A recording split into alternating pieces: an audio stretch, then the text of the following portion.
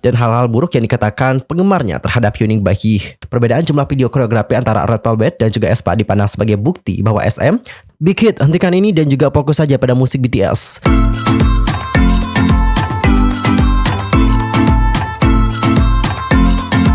Annyeonghaseyo Cengedel, Yusul Kim Inda, welcome back to my YouTube channel. Nah, gimana sih kabarnya hari ini? Baik-baik aja dong ya. Dan bagi kalian semua yang lagi dalam kondisi nggak baik-baik aja, keep fighting guys, don't give up. Dan juga untuk hari ini kita akan ngebahas topik-topik terhangat yang lagi rame banget diperbincangkan oleh para K-popers di seluruh dunia. By the way, tahan dulu. Sebelum kita ngebahas tentang hal itu bersama-sama, pastikan dulu untuk tekan tombol subscribe, bunyi loncengnya, serta jangan lupa juga buat like, comment, dan share kepada teman-teman yang lain. Dan berikut adalah berita selengkapnya. Nah, jadi untuk berita pertama kita akan mulai dulu membahas tentang Kawaguchi Yurina. Jadi baru-baru ini penggemar itu memperdebatkan apakah benar Yurina itu nge-like sebuah komentar yang mana komentarnya ini merujuk pada hal-hal negatif tentang Bahiye, atau Yurina ini nggak sengaja untuk me-like komentar tersebut.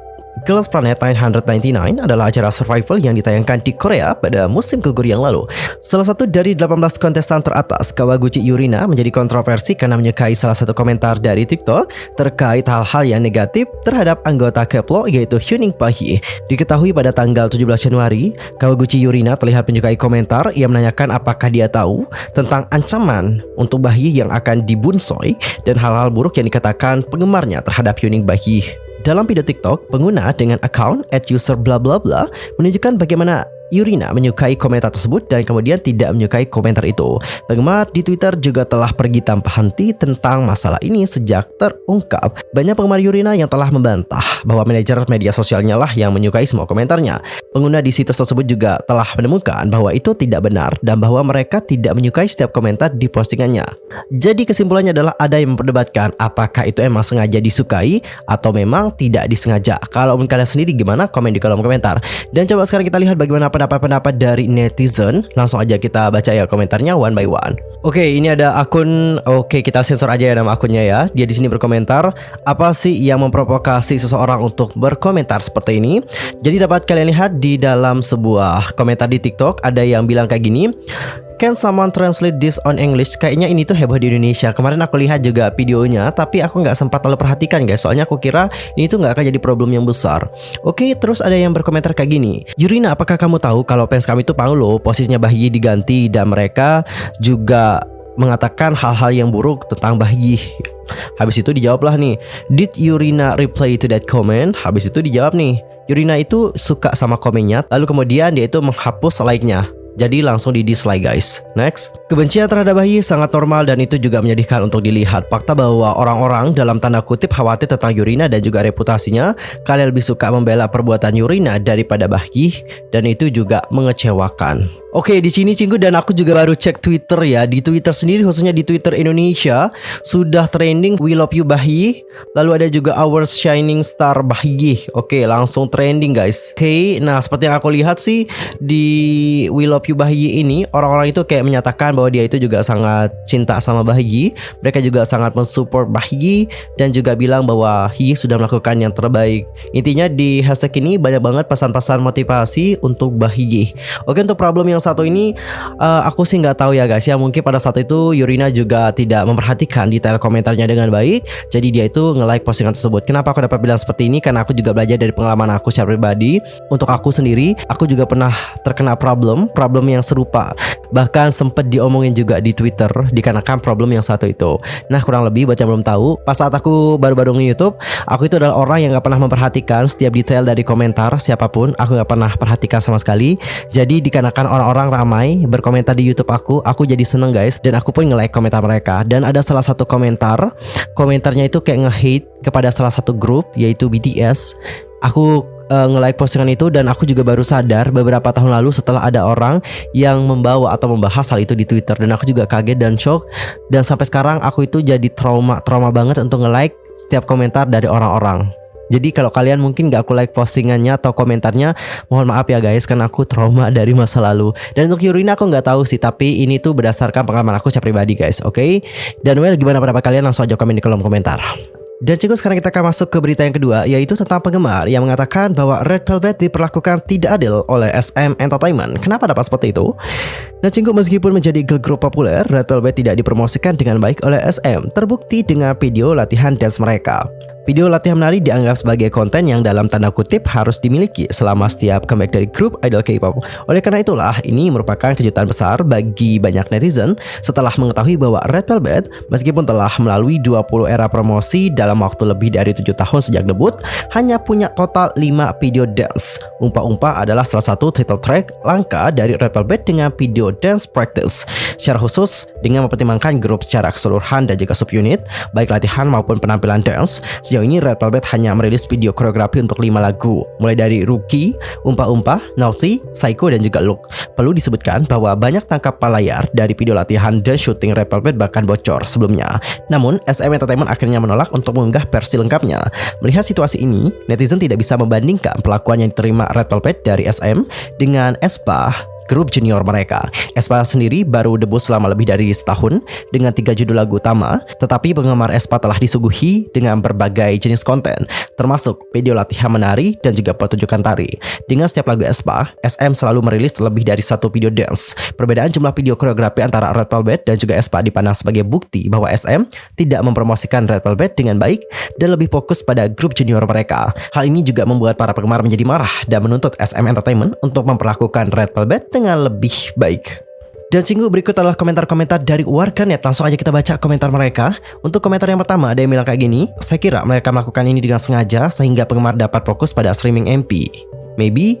Next, aespa baru debut selama 1 tahun namun mereka sudah punya lebih banyak video dance daripada Red Velvet. Dengan cara SM Entertainment mempromosikan mereka, sungguh menakjubkan bagaimana Red Velvet bisa sepopuler ini. Bener ya, SM Entertainment kalau kita lihat promosinya kepada Red Velvet juga nggak terlalu wah banget sih. Lihat aja video dance-nya kayak gimana ya kan. Tapi mereka itu wah menjadi girl group yang besar banget loh guys di generasi ketiga. Sampai sekarang juga namanya tetap gede ya. Lalu komentar yang berikutnya, ini salah SM jika Red Velvet kurang populer dari Twice dan juga Blackpink. Next, Red Velvet nyaris tidak mendapatkan promosi. Musik mereka bagus tapi juga eksperimental.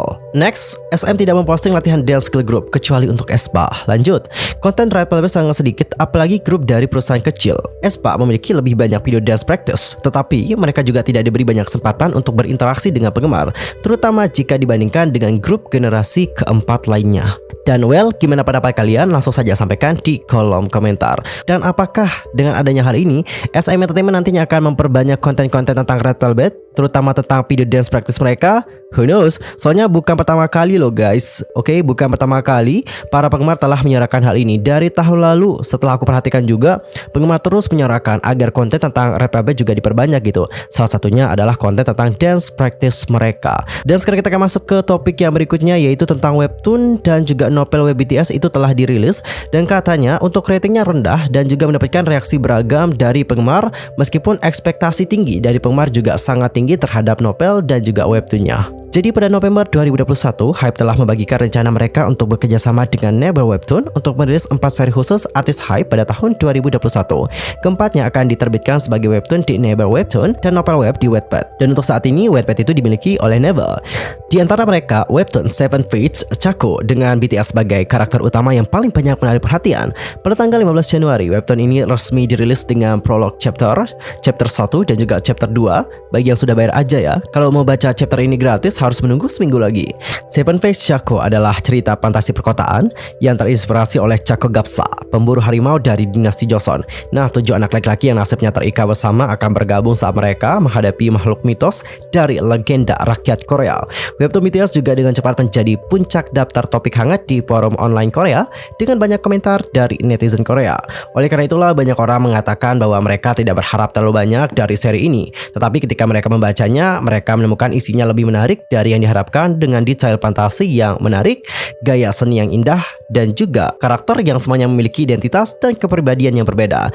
Namun ada juga banyak orang yang merasa bingung saat membaca ceritanya karena alasan yang sama. Mereka tidak bisa membedakan anggota BTS. Oleh karena itulah, karena ini adalah seri yang dibangun berdasarkan anggota itu sendiri, banyak orang berpikir bahwa nama mereka akan disimpan. Tetapi ternyata semuanya berubah karena 7 karakter utama adalah Tongyeon untuk RM, Hwan untuk Jin, Zayn untuk Suga, Hosu, J-Hope, Haru untuk Jimin, Chuan adalah V, dan ZH adalah Jungkook.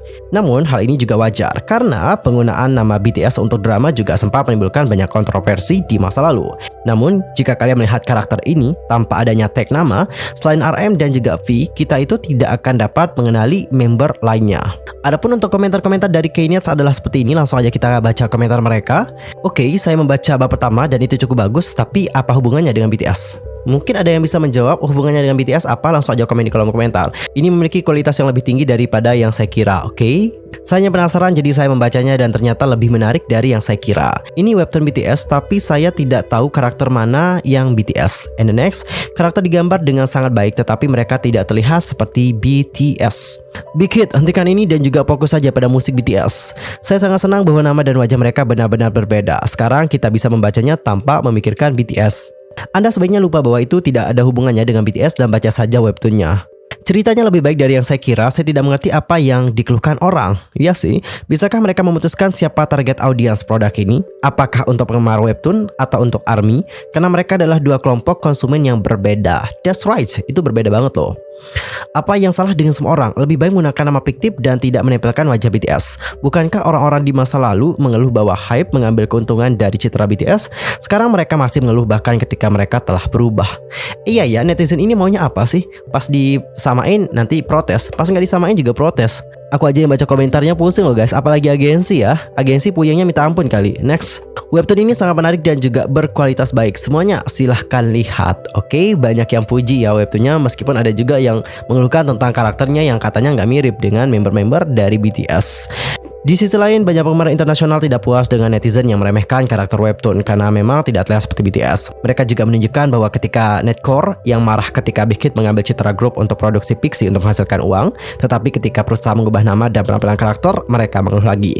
Di sisi lain, sebagian ARMY mengatakan bahwa gambar manhwa seperti itu secara inherent tidak 100% mirip manusia, tetapi hanya berdasarkan beberapa fitur penampilan member.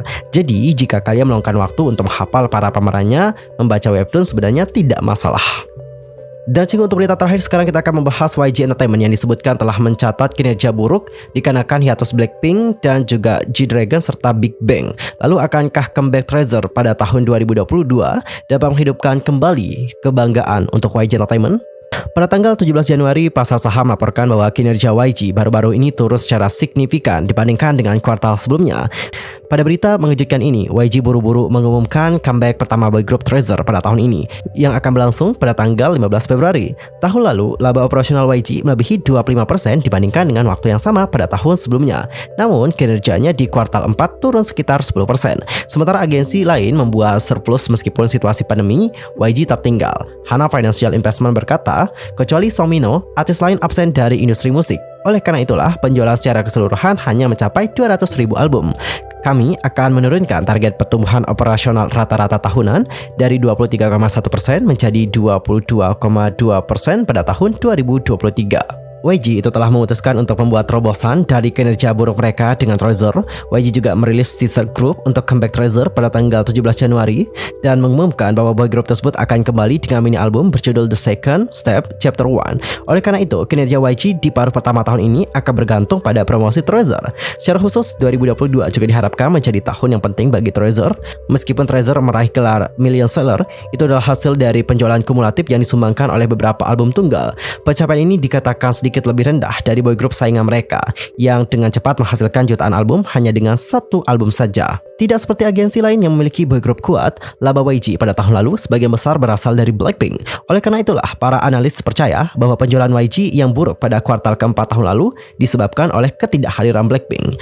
Treasure yang diperkenalkan melalui program audisi JTBC YG Treasure Box pada tahun 2018 mengalami banyak pasang surut sebelum debutnya.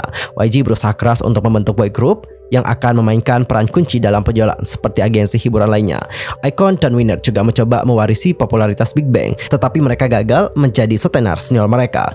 Big Bang sebenarnya masih memiliki basis penggemar yang luas, tetapi comeback mereka juga tampaknya masih sangat jauh. Tidak ada berita comeback yang spesifik, terutama untuk Seungri yang meninggalkan industri hiburan dikarenakan skandalnya. Dan T.O.P juga mengatakan, saya tidak punya rencana untuk bekerja di Korea. Dari sudut pandang YG, pertumbuhan grup pendatang baru Treasure lebih penting daripada comeback Big Bang. Bertentangan dengan ekspektasi YG Treasure Box mencatat rating rendah yang tidak terduga. Setelah debut Treasure dikonfirmasi, debutnya ditunda tanpa batas waktu dikarenakan pecahnya Burning Sun. Lalu apakah tahun ini akan menjadi tahun kebangkitan bagi YG Entertainment? Nanti kita saksikan saja bagaimana kedepannya. Apalagi untuk tahun ini, katanya YG Entertainment itu akan segera mendebutkan girl group baru, dan kalau nggak salah nama girl group barunya adalah Bemon ya. Oke, nanti kita saksikan saja dan tunggu bagaimana hasilnya. Oke cinggu, berita tadi menutup perjumpaan kita untuk hari ini. Saksikan update berita dari dunia perkepopan di next time di channel aku. Thanks for watching. Annyeong, kamsahamnida. Goodbye.